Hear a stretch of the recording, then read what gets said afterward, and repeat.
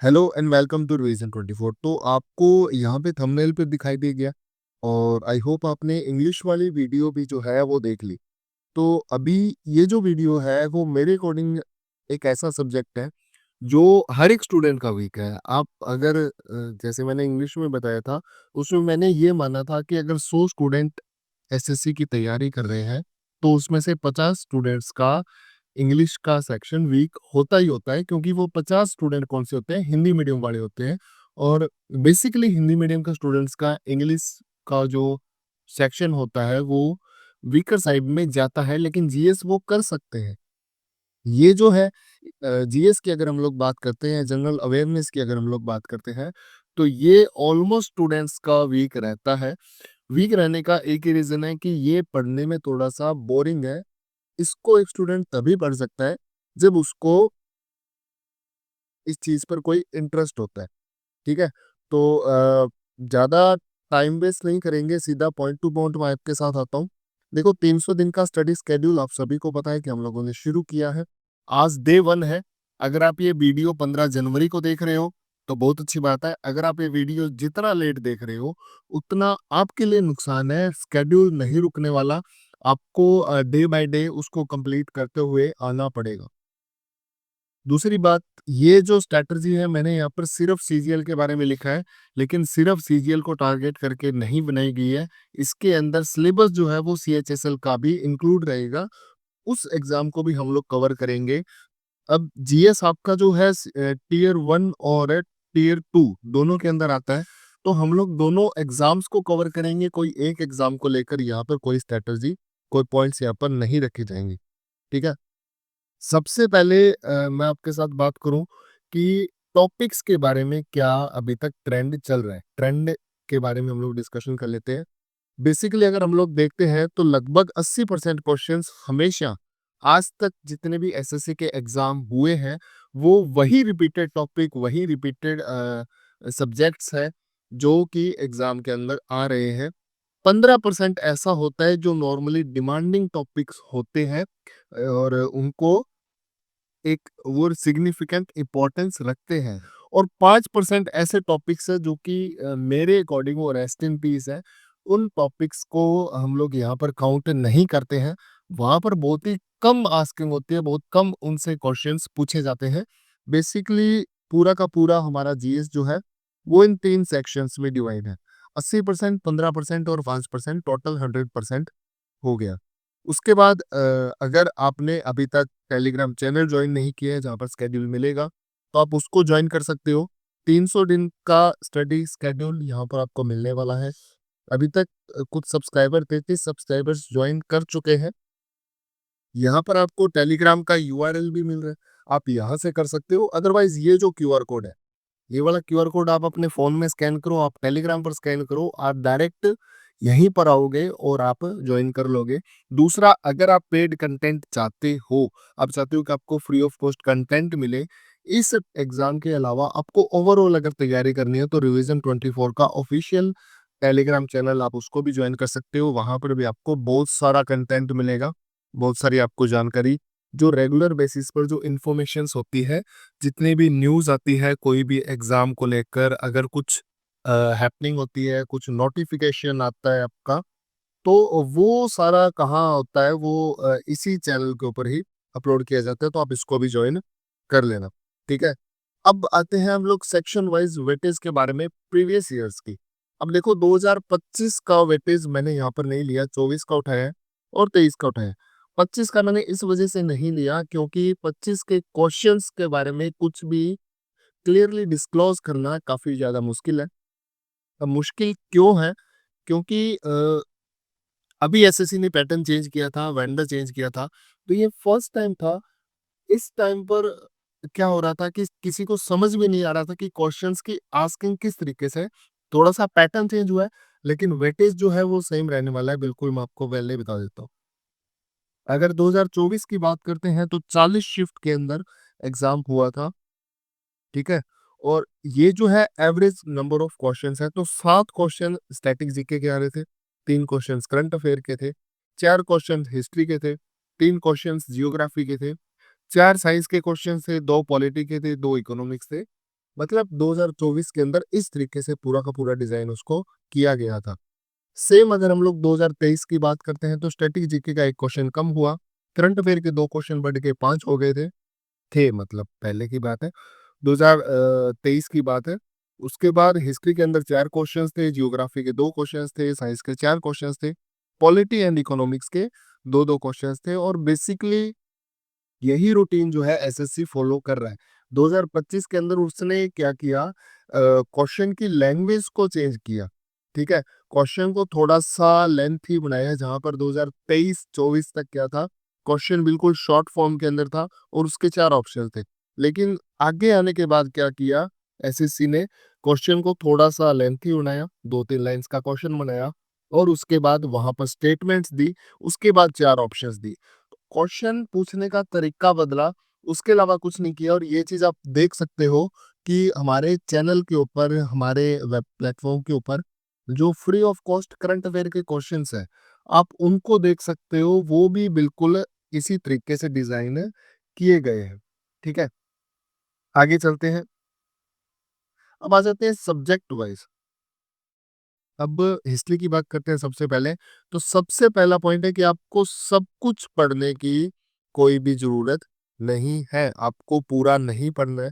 आप एक लिमिट में पढ़ो, पॉइंट टू पॉइंट पढ़ो और आपका काम हो जाएगा। बेसिकली जो क्वेश्चंस हैं वो आईबीसी से आते हैं, उसके अलावा वैदिक कल्चर से आते हैं, एंशिएंट हिस्ट्री की बात कर रहा हूँ।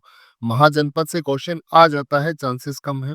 मौर्यन एम्पायर के क्वेश्चंस आते हैं, पोस्ट मॉडर्न क्वेश्चंस भी आते हैं, गुप्ता पीरियड के क्वेश्चंस आते हैं और हर्षा किंगडम पर भी क्वेश्चंस पूछे जाते हैं। उसके बाद अगर हम लोग आगे डिस्कशन करते हैं मिडेवल हिस्ट्री की, ये थोड़ा सा ऊपर शिफ्ट हो गया। मिडेवल हिस्ट्री में इन्वेड्स ऑफ मुस्लिम या मोहम्मद बिन कासिम, ये जनरली पूछा जाता है। स्लेव डायनेस्टी के बारे में पूछा जा सकता है। रूलर्स का सीक्वेंस पूछ लेते हैं, डायनेस्टीज का सीक्वेंस पूछ लेते हैं, दिल्ली सल्तनत का।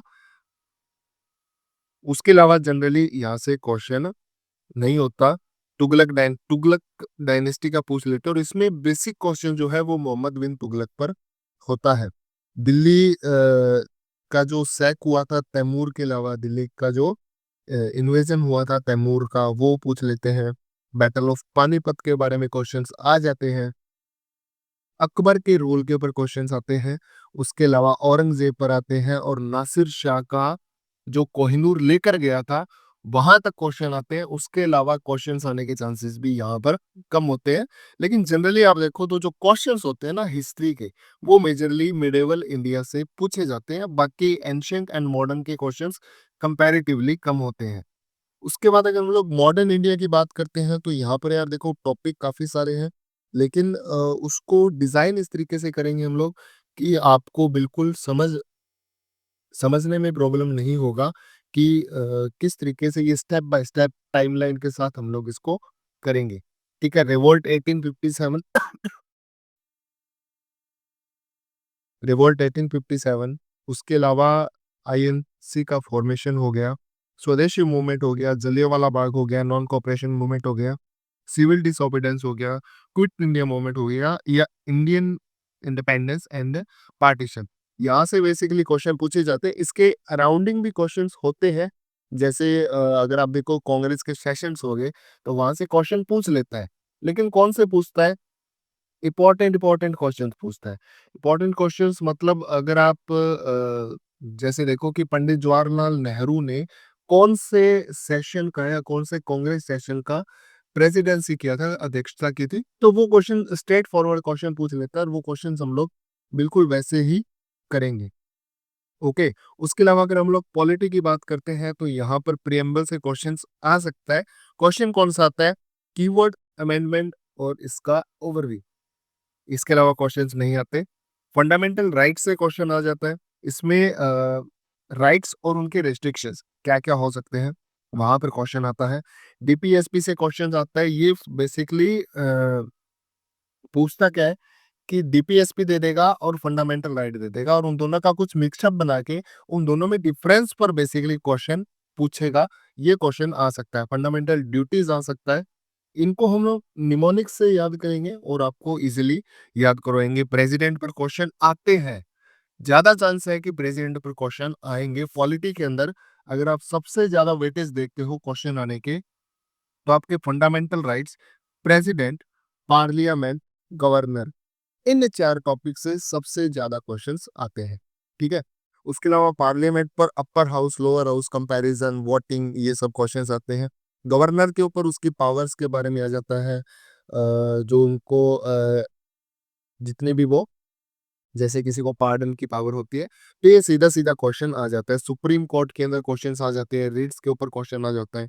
उसके अलावा इमरजेंसी प्रोविजंस के ऊपर क्वेश्चन पूछ लेता है। और बेसिकली क्या क्वेश्चन आता है कि कौन सी इमरजेंसी कंडीशन के अंदर कौन कौन से फंडामेंटल राइट्स को अबेंडन किया जाएगा, कौन कौन से राइट्स को रोका जाएगा। ठीक है?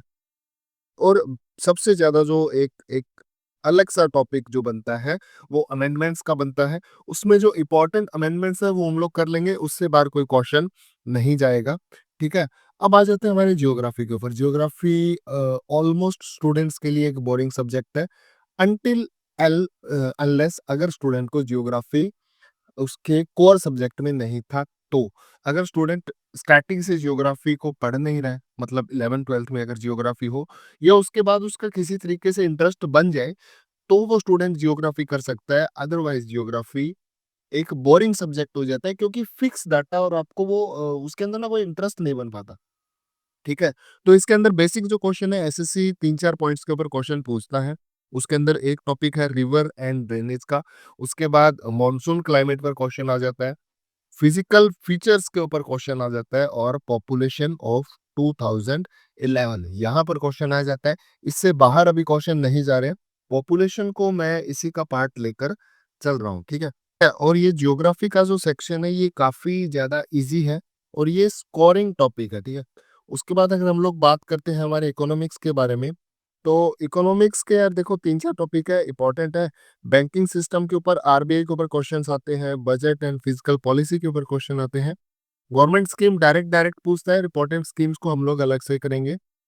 इसको हम लोग स्टैटिक का भी पार्ट जो है मान सकते हैं।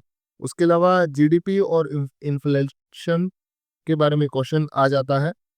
मतलब यहाँ से भी हम लोग यहाँ पर क्वेश्चन जो है कंप्लीट करेंगे। साइंस की बात करें तो फिजिक्स के अंदर बेसिक जो इंपॉर्टेंट है, न्यूटन्स लॉ पर क्वेश्चन आता है।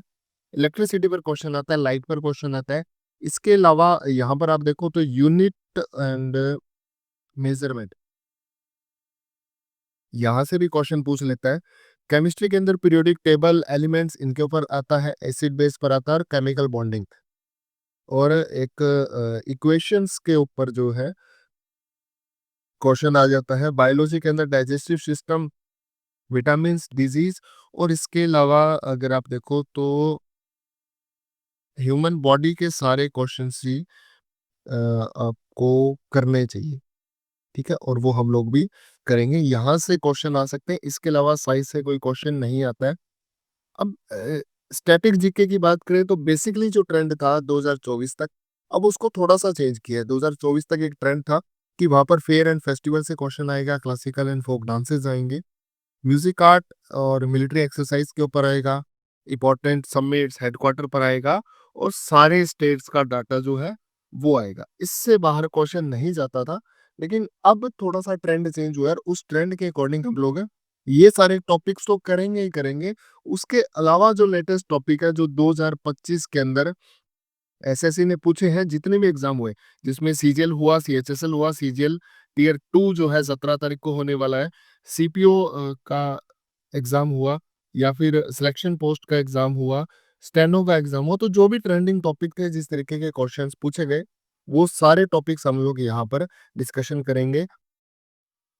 दूसरी बात आपको बता दूं, बेस्ट वे ऑफ लर्निंग क्या रहने वाला है, कि आपको पैसिव लर्निंग करनी है, आपको मटेरियल पढ़ना है, 300 दिन का टारगेट फॉलो करना है। उसके अलावा आप अपने आप से क्या करोगे, देखो टारगेट के अंदर मैं आपको ज्यादा से ज्यादा 5 घंटे का, 6 घंटे का, इतना सा टारगेट दे दूंगा, आप एक दिन में उतना काम करो। लेकिन आपके पास 24 घंटे है, तो उन 24 घंटों को यूटिलाइज कैसे करोगे। जीएस जो है काफी इंपॉर्टेंट पार्ट रखता है आपकी लाइफ का, आपके ड्रीम जॉब का, तो आपको इसको बहुत अच्छे से करना होगा। पैसिव लर्निंग आपको करनी होगी। रीबिल्ड और रिकॉल पावर आपको खुद की बढ़ानी होगी। उसके बाद आपको प्रैक्टिस करनी होगी, बेतहाशा प्रैक्टिस करनी होगी। आप जितने नंबर ऑफ क्वेश्चंस की प्रैक्टिस करोगे, उतना अच्छा आपका स्कोर आने वाला है। याद करने के लिए शॉर्ट और निमोनिक्स का तरीका यूज़ करोगे, खुद से बनाओगे तो सबसे बेस्ट रहेगा, अदरवाइज़ हम लोग भी आपको प्रोवाइड करेंगे और इफ़ेक्टिव स्टडी जो है वो आप करोगे।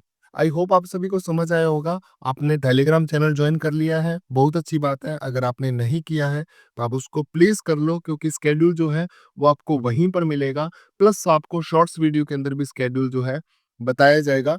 इस वीडियो के अंदर इतना ही था। आगे जो है मैथमेटिक्स एंड रीजनिंग की वीडियोस भी हैं, आप उनको भी प्लीज़ चेकआउट कर लेना एक बार।